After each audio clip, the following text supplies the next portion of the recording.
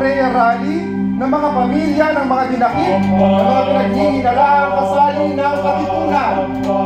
Ipinapakiusap sa mga drivers ng kabayo, kariton at kalesa na dumaan muna sa ibang lugar at iwasan ang Calle Legarda na patungo sa simbahan.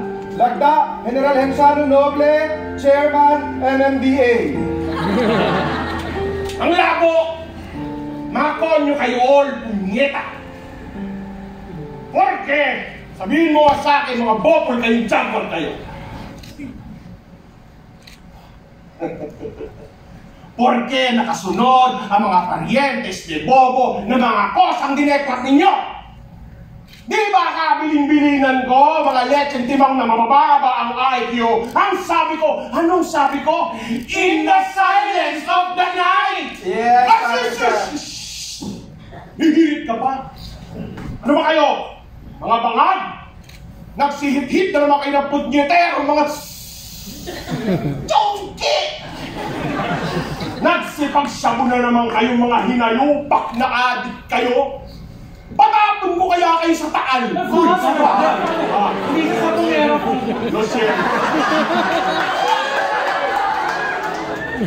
Paano natin ngayon pachuchupihin yung mga nakakainitang traffic rally obstructionistang yan? Para naturingan kayo mga MMGA. Father, kasi...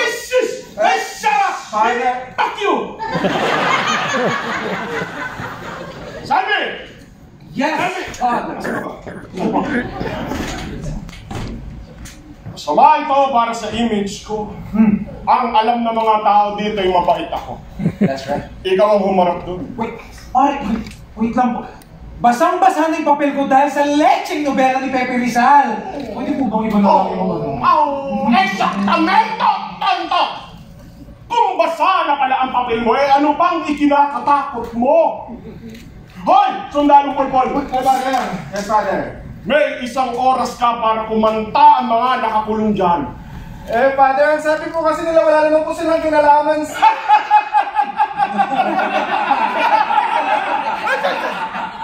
Ba't naniwala ka naman? Anong silbi na magtinuro kong chore sa inyo? Ang dami nun! Torture!